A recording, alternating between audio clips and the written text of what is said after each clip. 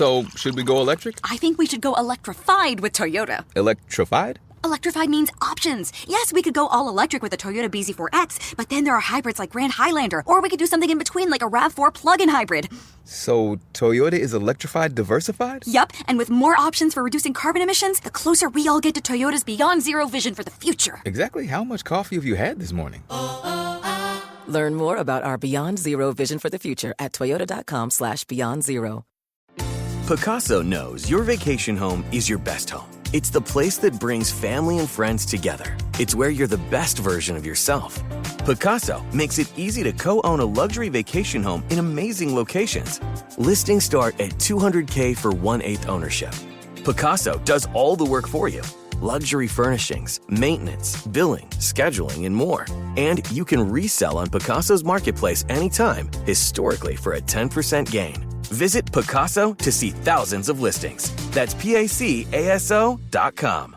The following is a high-five moment from highfivecasino.com. I won! Yahoo! Private, put down your phone. This is the Army. Sarge, High Five Casino is a social casino. It's on your phone. Goes wherever you go. I win free spins, cash, prizes, free daily rewards, over 1,200 games. I won again. Platoon, present cell phone. High Five. High Five. Casino. Casino. Win at highfivecasino.com. High Five Casino is a social casino. No purchase necessary. Void where prohibited. Play responsibly. Conditions apply. See website for details. High Five Casino. Episode 428, FSA versus HSA. Which is right for you?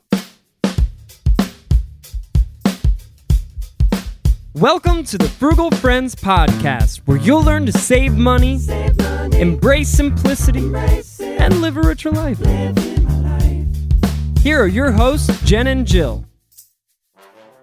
Welcome to the Frugal Friends podcast. My name is Jen. My name is Jill. And today we are talking about flexible spending accounts and health savings accounts. One is the darling of the personal finance world, and the other is her outcast step cousin. Ooh. But we are going to shine a light on this ugly duckling and tell you one may be right for you, and it may not be the one you think. Wow, spill the tea. That was a salacious intro. I know. I hate it when you find something good and you say it's the best for everyone, but like you don't know me. You don't know what's best for me. Only I know what's best for me. And that is our mission with Frugal Friends is find what's best for you. Help you find what's best for you. Don't let somebody else tell you what's best for you, even if it's something that is really good. Love that. But first, this episode is brought to you by Eeny, Meeny, Miny, Mo. Great for selecting where to go to dinner or who's going to pay the bill, but not the method for ensuring your retirement accounts are intact. If your approach to retirement accounts is feeling more like being out there on the playground, waving your finger around, calling out nursery rhymes, uncertain of where you'll land financially, at least check out Capitalize to make sure you don't have any rogue 401ks you forgot to roll over.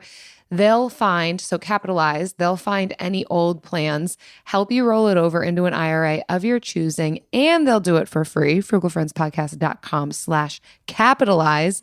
Don't eeny, meeny, miny, mo this thing. Do it for real. But I mean, also open a Roth IRA or traditional IRA, or just open a 401k with your employer. You're giving them too many action steps. I know. But do this. frugalfriendspodcast.com/capitalize. They will help you find any potential 401ks that you may have forgotten about. Or 403bs, any employer plan they can find. And roll it over into an IRA of your choosing. All right. So let's talk about health, baby. If you are looking to think about health insurance before open enrollment starts, then we have a couple episodes for you. Episode 254, How to Save Money on Health Insurance. So this is open enrollment explained with our friend Eileen Doherty. She is a health insurance expert. And then episode 358, our experiences with healthcare sharing. So you'll learn why Jill and I both have healthcare sharing plans. And we talk about the positives and the negatives in that one. Jill has more negatives than I do, but I was feeling salty. Yeah, I know. And I went through a full pregnancy and delivery and C-section with my healthcare sharing plan and had great things to say. So we have both used our healthcare sharing plans. We don't just have them because they're less expensive. We have experience with them. So episode 358 is another one. But today we are talking specifically about FSAs and HSAs because this is an important decider when you are choosing health insurance. These can impact your decision. So this article comes from the Wall Street Journal, and it is titled FSA versus HSA, What's the Difference and How to Pick the Right Account for You. So we're just going to go through essentially the whole thing. And yeah, so it starts off with talking about FSAs. Yeah, so let's first define what's the difference between the two. So FSA is flexible spending account. Spending is the key word there. A health savings account, HSA, is keyword savings. So you want to do your best to predict in this upcoming year, am I going to be doing more spending or saving on my healthcare? And that can influence. For both, you are putting money into it. It's not just free money. You are putting in money to these, and they will often have a contribution limit. You're contributing pre-tax dollars. So anything that's tax advantage is going to have a limit. So for 2024, the contribution limit for an FSA is $3,200. Those limits are adjusted annually. And then for an HSA, you've got $4,150 for eligible workers, $8,300 for a family. So these are accounts, both are accounts you're putting money into. One is with the intention of spending it in a calendar year, because with an FSA, the big reason that people in the personal finance community don't like FSAs is because they don't like spending money. But not us. Here, we love spending money. So if you foresee yourself spending money on health in the calendar year, and we'll kind of go through scenarios later on how you can determine that, FSA could be right for you. If you don't foresee yourself spending on anything health related, you, your kids, your partner, HSA.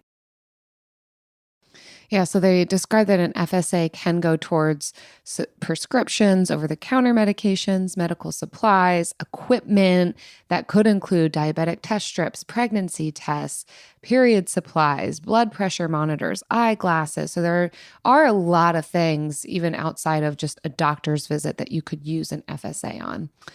Then we move to an HSA, as you described, Jen, a health savings account. So it's an account where you can contribute pre-tax dollars in order to pay for qualified health expenses. So there's also an annual contribution maximum on this, similar to an FSA, but it is it can be as high as $4,150 for eligible workers or $8,300 for a family. So that certainly is going to give you greater flexibility in how you eventually use that money.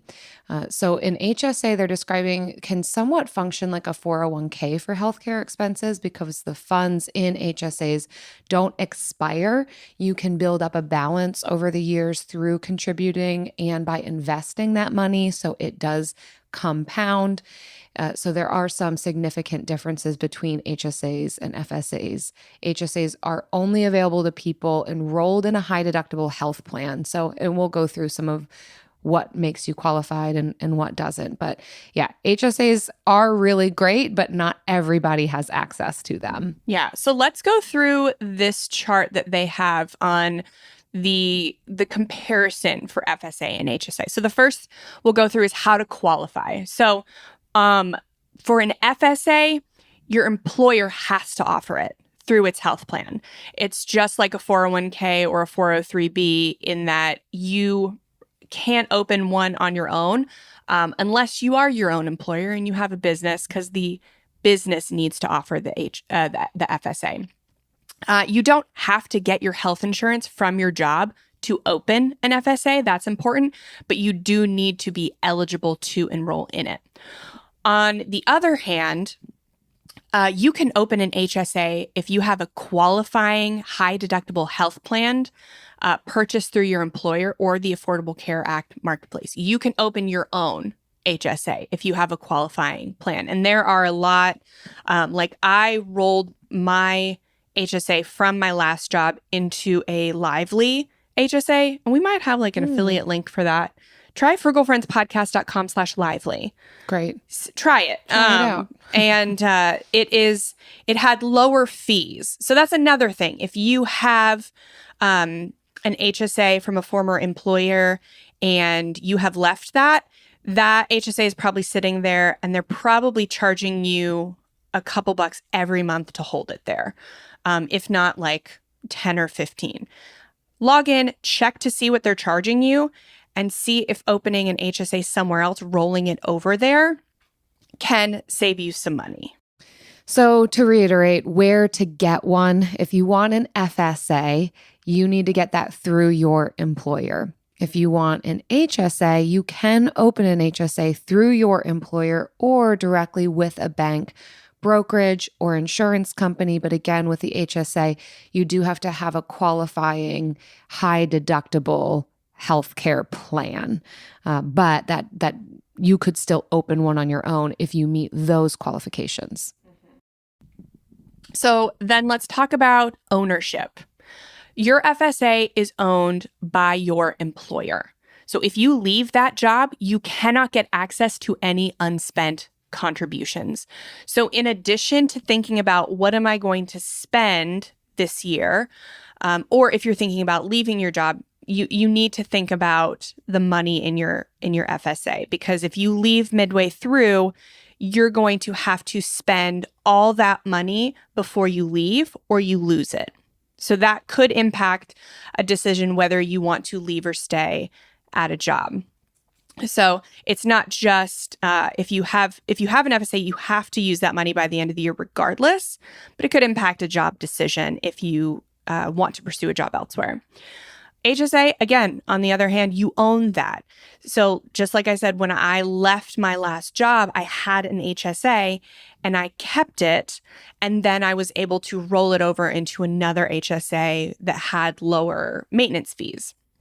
So this means if you want to leave your job mid-year, then you don't have to worry about using the health savings account. You can, that's free from your concern. Then as far as contribution limits, both do have limitations on how much you can contribute annually. For an FSA, this says for 2023, but it is the same for 2024. For an FSA, you can contribute $3,200 annually, but there are no catch-up contributions available for workers 55 plus. Whereas with an HSA, you can contribute annually as an individual $4,150. If you have a family plan, you can contribute $8,300 annually. And workers 55 and over can contribute an extra $1,000 on top of whichever plan they're contributing to.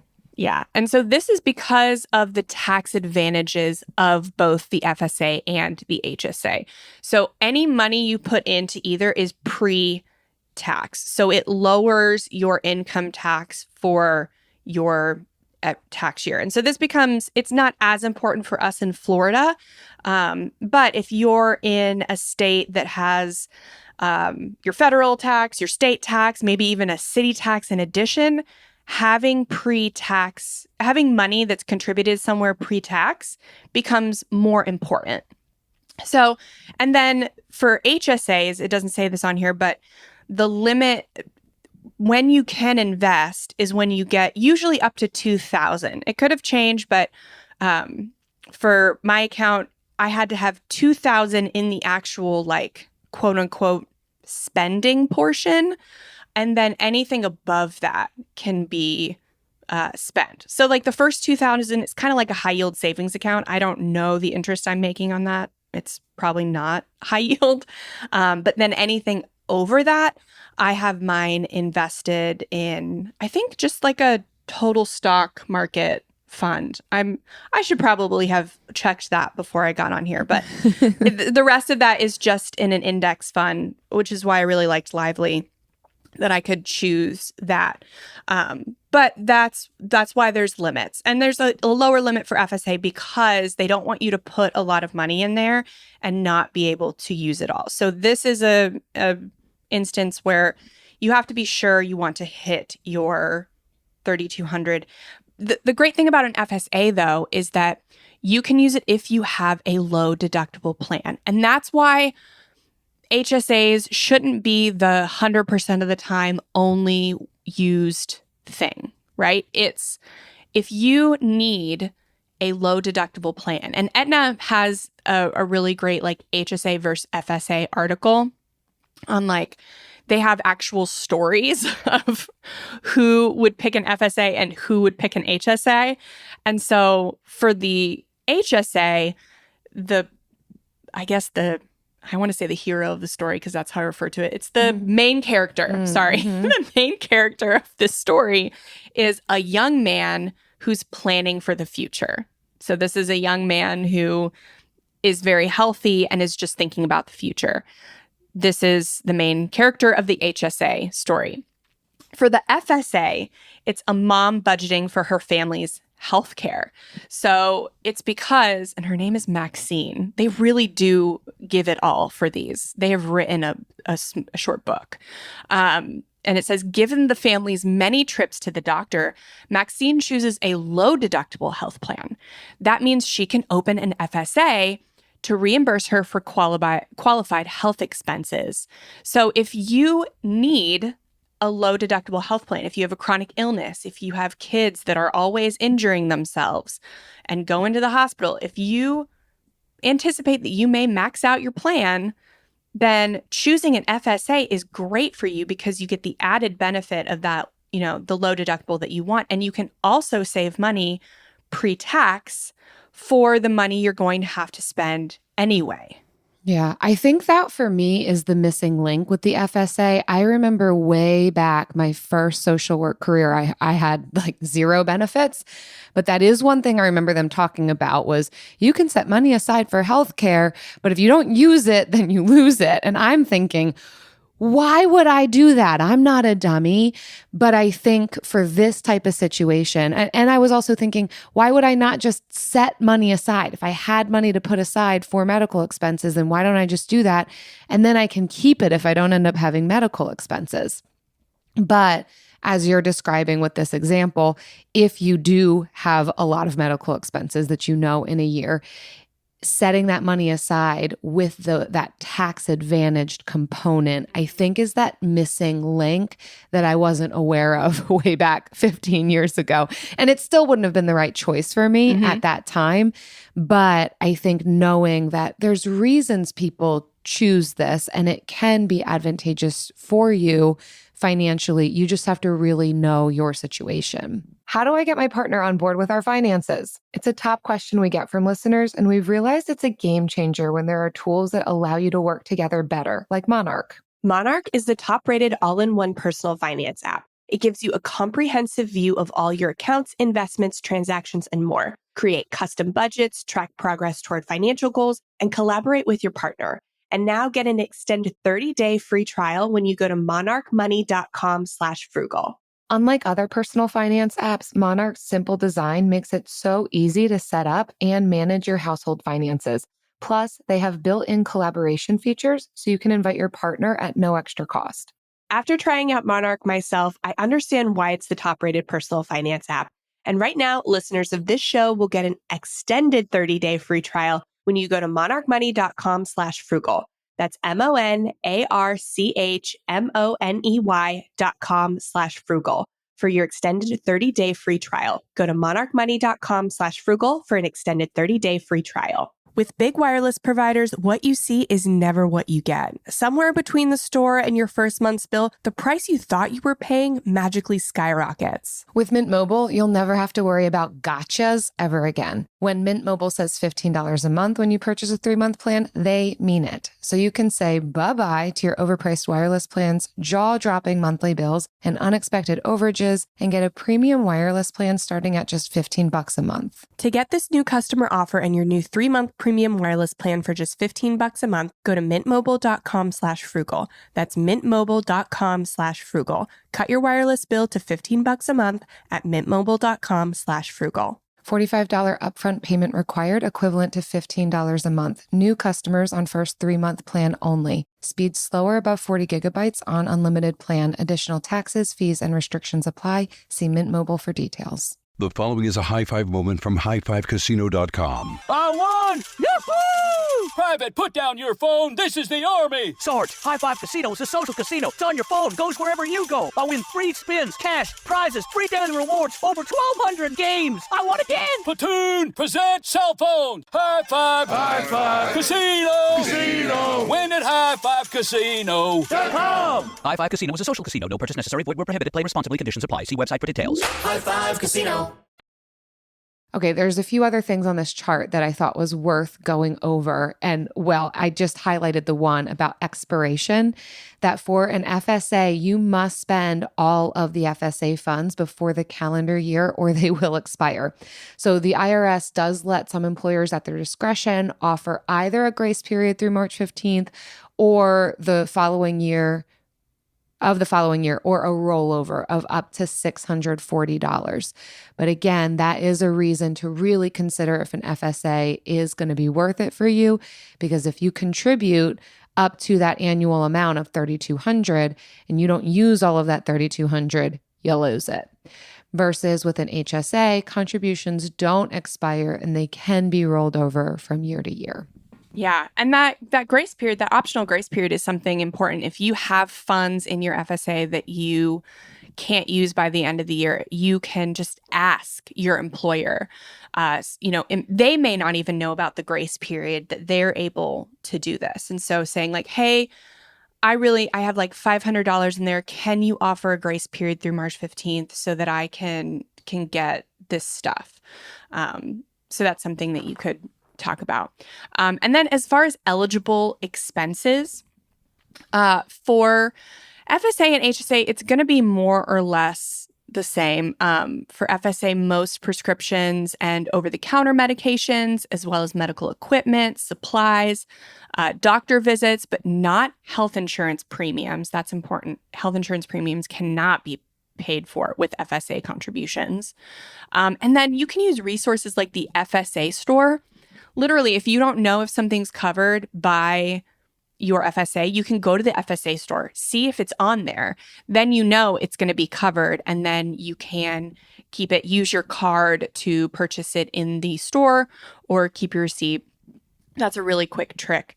For HSA, in addition to most prescriptions, over-the-counter drugs, and doctor's expenses, again, an HSA store is the same thing. I think they are owned by the same company. They are the same website. You can use an HSA balance to pay for Medicare, COBRA, and long-term care insurance premiums. So that's a big difference. A lot of people will use the HSA, again, like an investment account, like a 401k or an IRA, and keep that. Because there's not just a pre-tax advantage with the HSA. There's actually something called the triple tax advantage of the HSA. And this is love a triple threat. This is what makes it the darling of the personal finance community, I think, because deposits are tax deductible. Growth is tax deferred. So you're getting a traditional IRA and a Roth IRA together. And spending is tax-free. So there's no sales tax on it either. That's the big one. So you have all this. Spending is tax-free on eligible things. Yeah. But once you reach a certain age, then you don't have to just spend it on health-related things. And that's why I'd call it a quadruple threat. Like it really can become like a retirement investment account, because I think it's 65. Once you reach that age, you then have the ability to utilize that money on items other than medical expenses. And so it can, in some ways, help to supplement your income in retirement. Now, is this what you were saying though, Jen, about you had a previous HSA with an employer, but now you're not HSA eligible, so you can roll it over? Correct. I can no longer contribute to my HSA because I don't have a high deductible health plan. I have a health sharing plan.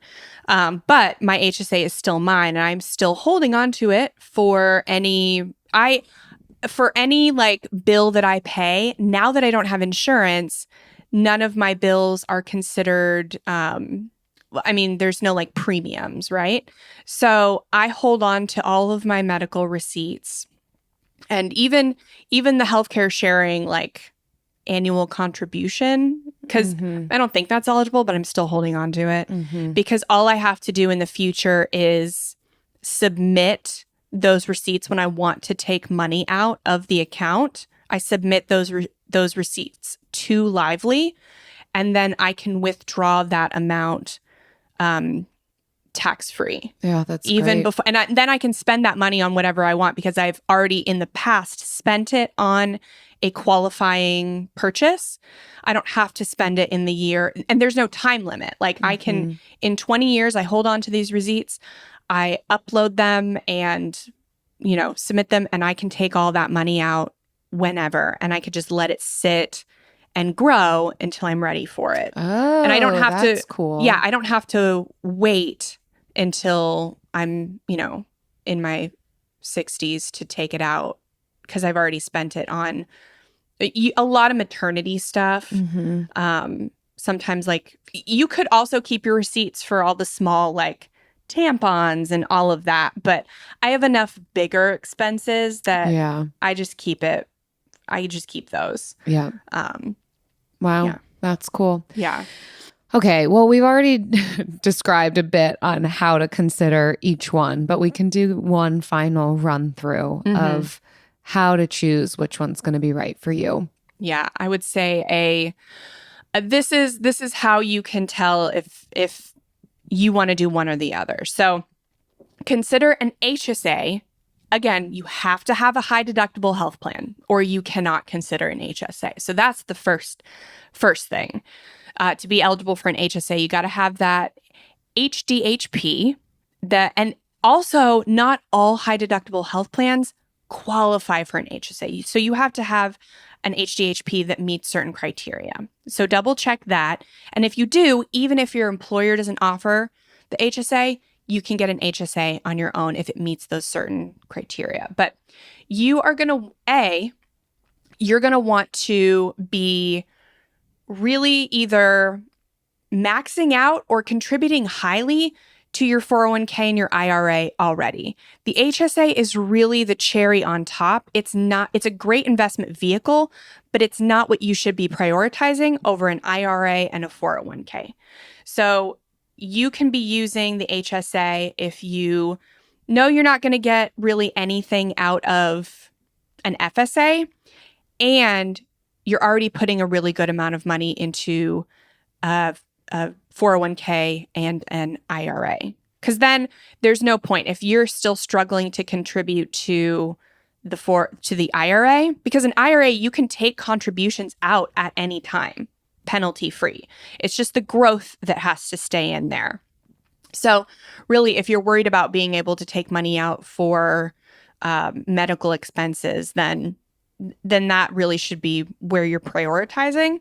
But if you're doing good over there, then adding an HSA is a really good idea. Otherwise, we're not having this conversation because it's not super important. It's a way to optimize your finances.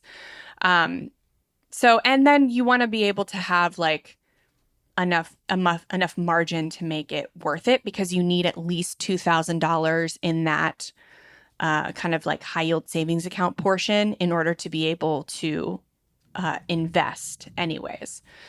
So that would be, if you're healthy, don't anticipate making any like health expense payments. If you are looking for more pre-tax incentive and even trying to get some triple tax advantage in the future, HSA is a very good cherry on top, but it's not essential to your retirement plan. Yeah. And then you should consider an FSA if you get it through your work. If it is offered through your work, then it's available to you, and consider it. Then the extra considerations are if you do have or anticipate having high medical expenses that year, and if you plan to stay at your job. Because again, since it's offered through your job, if you switch jobs and it's not offered anymore, that you could lose that money in that respect too. So at least plan to stay at your job for that year that you have that FSA for. So a lot of caveats, but there still are some people where this is going to be a good decision. Yeah, and thankfully open enrollment is in November, so you can evaluate this, be looking out for it in November to see, okay, what does my family's health look like? Am I going to want to get anything done in January? Is my partner going to want to get anything looked at in January? Are my kids starting weird sports? Like, take an inventory in November and say, okay, I think we all want to get our abscesses and weird marks and looked at in January. So this might be the year, because you can change every November, right? This might be the year we try the low deductible plan with an FSA, because low deductible plans are going to be more expensive. So that's also a thing. You can't pay your premiums with an FSA. You also have to weigh the cost of, okay, if I have a like high deductible plan, then and an HSA, like how much am I going to pay here? And if I have a low deductible plan with an FSA, what am I going to spend here? So weigh those options for you, because every employer's insurance plan is different. And that is how you'll figure out which one is best for you. But it's probably going to be different year over year. And so you can't say one is inherently better than the other every single year. Yeah, right. I want to do one little quick fun rundown on like what you cannot spend your funds from an FSA or an HSA to pay for. Because I think sometimes we think, oh, there's so much you can buy with it, I might as well, but then it doesn't cover everything. So this is knowledge worth having. You cannot use an FSA or an HSA to pay for insurance premiums. So that's your monthly out of pocket just to have the insurance.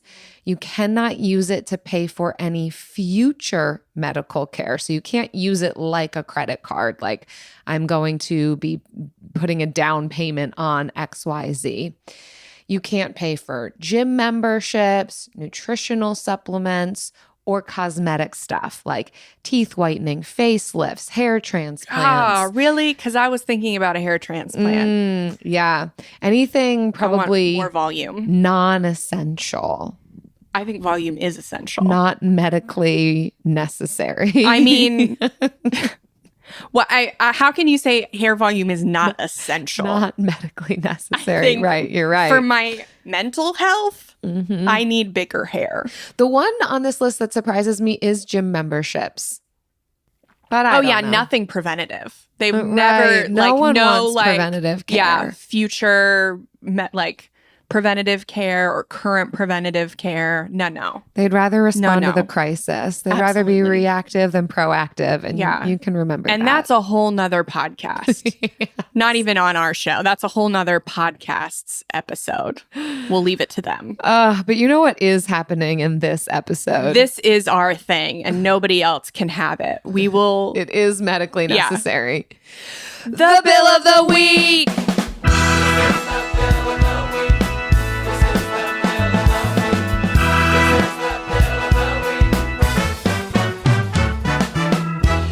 Right.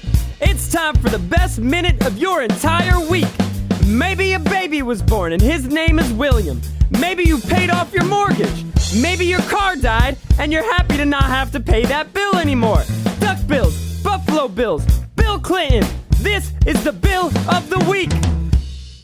I had a baby in the beginning of the year, but last year I had paid $5,500 to have a home birth, but I wound up having to transfer to the hospital, and I was supposed to have him in December. So my deductible had already been met at that time, but he didn't come until January. So then when I transferred to the hospital, I had built up a balance of $7,800. And I was able to get $1,900 off of my collective hospital bills. And then we also had a very large tax bill of $4,600. So I was able to pay off the hospital bills and our tax bills. So that was a great win for us. Oh, wow. Jocelyn, what a great thing. I remember births, man. Babies just don't come when you want them to come. Unless you schedule your C-section. But I remember looking at my hospital bill. I told you this, Jill, when Bayfront emailed me, since I'm on healthcare sharing, they sent all the bills to me. And they made that number in that email so large, you could not hide it. And it was like, God, it must have been like $78,000 or something like that. I know $78,000 is how much I paid off in debt, so maybe like I'm confusing the numbers, but it was like that. It was that like 70 or 80,000 of a number, like a six-figure. I knew I didn't have to pay it. Yeah. Because then I submitted it to healthcare sharing and they got it like figured out. I think in total they actually ended up paying them like $14,000 or something because they also negotiated. That's why I went with Liberty, because they do the negotiating for you. And Mama did not have time with a newborn. No. But what a shock. Man. That was an expensive hotel stay. It never ceases to amaze me that we don't listen to these bills ahead of time to our podcast content, but like it does align. Goldie's probably doing this. We're so shocked every single episode. Like, how is it so perfect? It's probably Goldie because Goldie is perfection. I would imagine that if I were to be having a baby, that'd be one of my major concerns is reaching my deductible through just the pregnancy and then getting into a new medical coverage year and needing to meet the deductible all over again with the birth. Like that. Babies born in January deserve a punishment when they are an adult because you also miss out on that tax deduction for the previous year. Jocelyn, you were pregnant for most of last year and we're not financially compensated for that via the tax deduction. And so when your kid starts asking for real expensive toys one day, real expensive things, you just say like, hey, you owe me for coming out in January. You chastise them for preferring the warmth of the uterus over this is for all January babies. The colds of the exterior. This is my hot take for all of you. Come at me. Wow, Eric's a January baby. Yikes. He's deep in January though. So like his mom probably knew. She knew. He was coming in January. But for those ones that plan for December. Like Jan 1, Jan 2, if your first babes. 2 weeks of January, that's for you. And on the other hand, those December 31 babies, they deserve gifts. Special. They get extra gifts in Christmas because you got a tax deduction that you probably weren't thinking about. Wow. Blessings. If you all are listening and you've got something really just that's going to send us on a tangent, your name is Bill, you got a bill, you don't mind paying bills, you don't like bills, you didn't pay a bill. Got a really good tax deduction. frugalfriendspodcast.com/bill. We're ready for it. The following is a high five moment from highfivecasino.com. I won! Yahoo!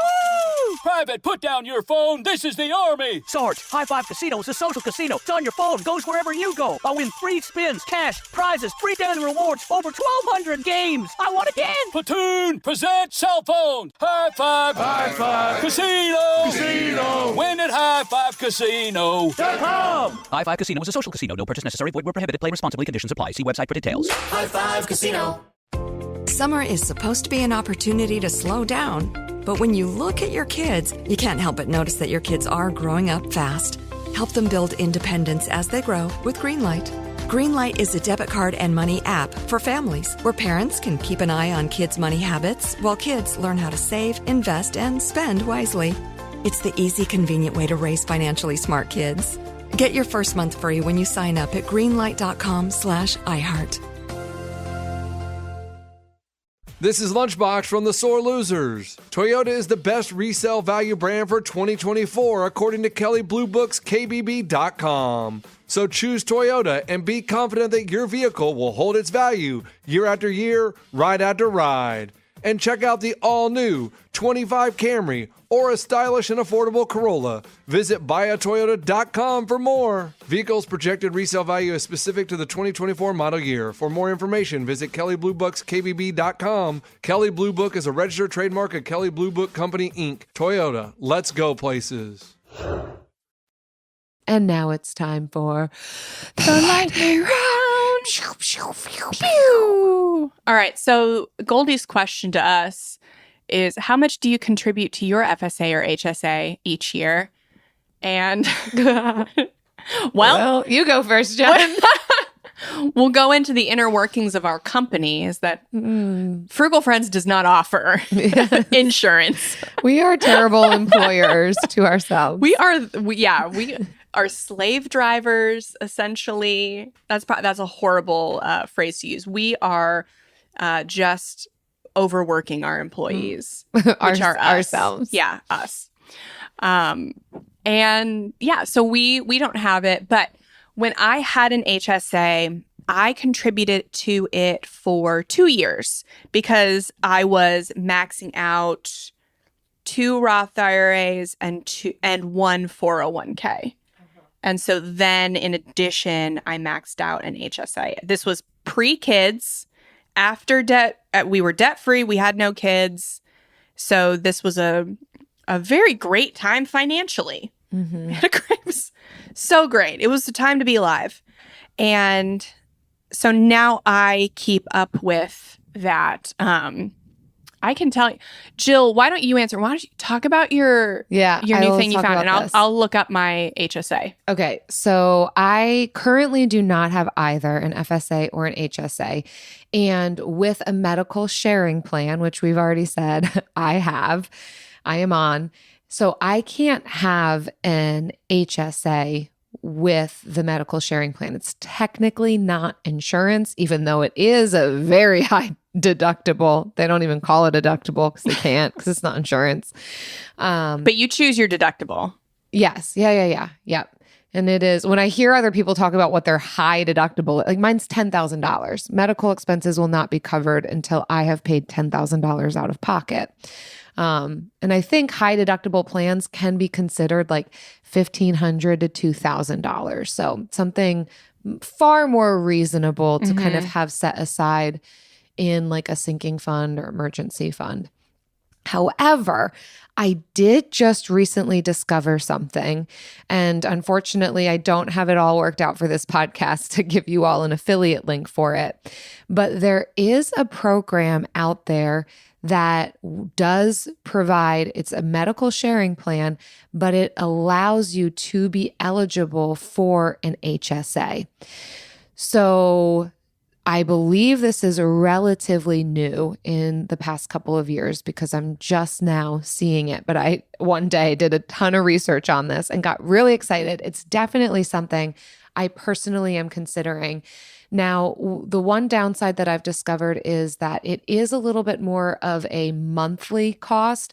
They don't call it a premium, but it's essentially a monthly premium because you are technically paying for 2 things, like the plan and the eligibility for an HSA. So it would be maybe about triple what I'm paying currently for my medical sharing plan, but still less than a high deductible plan that I would get through the Affordable Care Act marketplace. So it's definitely something to consider. I want to say it's called like HSA for America. For America. Yeah.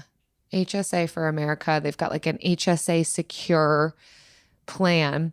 If we do get more information on this, and it's something that I really will recommend, I will put this in the Friendletter. So if you're not getting the Friendletter, frugalfriendspodcast.com, sign up for it. It's free. We're giving you tips like this type of thing. What's the best? Really, our whole goal right now, we found ourselves in a place where we are trying to teach ourselves and others how to spend better, teaching the skill of spending. And that in many ways includes how to buy the things that we all need to buy, how to get the best possible deal, how to be efficient with our money, how to buy quality over quantity. So this would be one of the types of things that we would put in that Friendletter, is how to make the best decision with our medical insurance, with an FSA or an HSA. Basically, what you're getting on the podcast, even more deep dives. Sometimes we even talk about how to get pots and pans for the best possible price that are going to have longevity, but really anything. So definitely get that. I'll put more about that eventually in the Friendletter, but just know that this does exist. If you're like Jen and I, you're on a medical sharing plan and you'd really love the opportunity to have an HSA, it could be possible for you. Yeah. Again, if you're willing to pay just a little bit more monthly for this type of thing. Yeah. Otherwise, so I just was looking up my Lively account. And so for Lively, it is a minimum of $3,000 in your spending account. And in my one that was, I think it was with PNC Bank, was the one through my employer. That was a minimum of $2,000. So that's something to look at. But the fee structure is really good. There are no monthly fees at Lively. If you keep $3,000 in your spending account. But if you want to have no minimum, so if you want to put all $3,000 plus everything over into, they invest with Schwab, and I just have a total stock market index fund over there, then you can just pay $24 a year. So if having that extra $3,000 on top of what you have is going to make you more in interest than $24 a year, it makes more sense. But you have to get to a certain threshold of savings to make that pay for itself. So that's, and I don't think we have a Lively affiliate link. I just checked, and that link I gave earlier didn't work. But I like Lively. Maybe I will make it work. I'll make that make it work by the time this I'll make it work. Out. But it has been good to me, and I'm not paying the fees that I used to be paying at PNC once I left my employer. Mm-hmm. Nice. Yeah. So thank you all for listening. This is a dry topic, but I hope for the small number of you that needed it, I hope it helped you. And if you could leave a rating and review, that would be great. It will help us figure out that these specific episodes are kind of like what people are wanting. Like Beth B. the Bula says, great podcast, 5 stars. As a fellow frugal person, I love your ideas and conversations. I especially love the interviews and tips that you have. Keep it up, ladies. It's a nice one. That is a nice one. We love it when you all review us. Could also be Beth Ebula or B the Bula. I read it as B the Bula, but okay, great. That's what we'll go with. Thanks for that kind review. If you all listening have not yet left us a rating and review, now is the time. We are doing a PSA, a call to action, just begging, basically. We're just over here begging and pleading because oh my gosh, I think you still have one day. This is the last day to, I know we didn't say this at the top of the episode, so if you're hearing this is your last opportunity. Today only. Send us do a rating and review on Apple. Take a screenshot before you submit it. Send it to us, Jen at Frugal Friends Podcast. We're giving away a $100 gift card. So if you want $100, then submit. Yeah, because we gotta get those ratings and reviews up there. It's part of our efforts for selling our book, is having our ratings and reviews match the amount of listeners. We have a great rating. We have a fantastic rating. Yeah. I just want more. Yeah, exactly. Yeah. It helps people see what type of podcast we are. That so we legit. Please do that. If you believe we are legit, almost too legit to quit, then rate and review us because we might quit otherwise if we are not legit enough. Okay, thanks everyone. See you next time. Frugal Friends is produced by Eric Sirianni.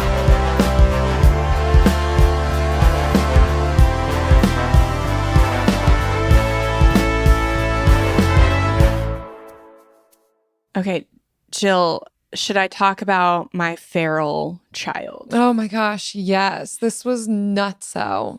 So this morning, my 1-year-old is feral. He is unhinged.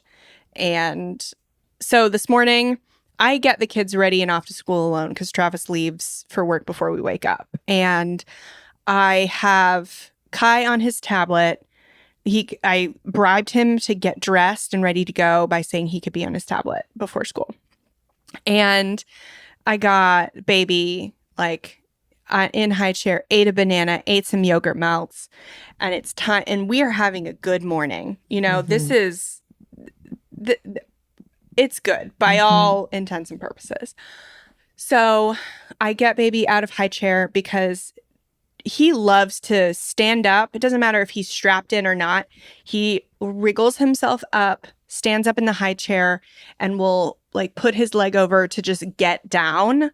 And I've never let him get farther than that. I don't want to know what happens after that. So he's not strapped in then? No, but he'll do it even if he is strapped in. It doesn't matter. Right. So it just doesn't. He does it at home. He does it at daycare. He figures out a way. Yeah. He does it in carts at the supermarket or at Home Depot, gets out of the strap. It just doesn't matter. Yeah. He's a little slippery little snake.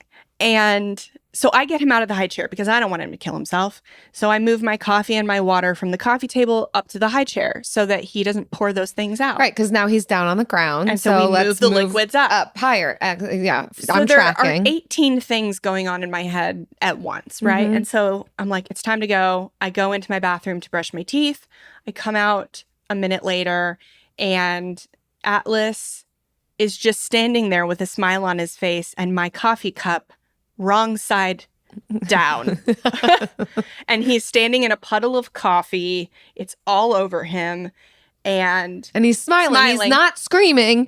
He did not get scalded because it's not a mother's coffee is never hot. So and we have to go. It's the minute I left my teeth brushing. It's the last thing I do. And then we go. And normally, actually, sometimes I'll strap him into the car seat and then go back in and brush my teeth. But we were just having such a good morning that I really let my guard slip. And I come back. He is standing in the puddle of coffee. And was this on your wood floor or was this over a carpet? Wood floor. Oh, yeah. And so I'm like, what do I do? And so I take off his clothes. And I'm holding him out like the poop hold, when you don't want to hold them on their butt, you're just holding them in their armpits. And then I'm using my foot with the clothes and a dish rag to wipe up. Oh, his clothes too. That's funny. And to wipe up the thing, the puddle, so that as we speak, the clothes and the dish rag are still on there, the ground. But there's not a pool, a puddle. That's great. And then I just carry him into his room, wipe him with a wet wipe, and put different clothes on him, and then immediately to the car. Immediately out the door. And you know what? You still made it to my house early today. Well, because I chose not to work out. Well, we had a deadline when we had to be at school and daycare, and so we still made those deadlines. Sometimes it's sacrifice, but it's not deprivation. Yeah. I don't know how that I had already decided not to work out before the coffee thing happened. Yeah. Okay. But this just meant I could tell you this story earlier. And yeah, unhinged. Will Travis get home before you today? No, I will get home first. Okay. So I'll finish cleaning it up. Yeah. I took a video of Atlas over the weekend because he always stops doing weird stuff as soon as I pull my camera out. Mm-hmm. But this weekend, I really caught him doing something that was just he knows him. He doesn't want to get caught. He climbed up to the top of the coffee table and is just spinning around in he circles. Is confirmed. I'm watching and the yelling. video. He's on a table spinning. And you know, the sound's not on, but he is yelling. And then he fell and he knocked something off the table. But he's fine. Yeah, he's always fine. Thankfully. He just wants to be higher than he currently is. Yeah. Oh, yeah. And if he's not doing that, he wants destruction. Yes. So and true. I can't wait to see what happens next. The following is a high five moment from highfivecasino.com. I won! Yahoo! Private, put down your phone. This is the Army. Sarge, High Five Casino is a social casino. It's on your phone, goes wherever you go. I win free spins, cash, prizes, free daily rewards, over 1,200 games. I won again. Platoon, present cell phone. High Five. High Five. Casino. Casino. Win at highfivecasino.com. High Five Casino is a social casino. No purchase necessary. Void where prohibited. Play responsibly. Conditions apply. See website for details. High Five Casino.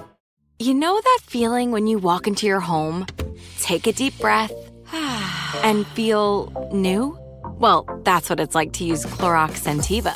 Because Clorox Scentiva smells like coconut, cleans like Clorox, and feels like energy. It'll elevate any cleaning routine to not just clean, but also make every room smell like a tropical coconut getaway. Discover how Clorox Scentiva's powerful clean and refreshing scents can transform your space. Get yours in coconut or other fabulous scents at a nearby retail store. You know that vibe? When you're rolling in your all-new Camry and you and wifey aren't seeing eye to eye? Woo, that's icy. Well, here's what you do. Use the available 12.3-inch multimedia touchscreen to pull up you all's favorite crooner. The minute she hears that high note floating from the available JBL premium audio, Oh, baby. you'll know you just went from icy to thawed out. The vibe just shifted for the better with the all-new Camry. Toyota, let's go places.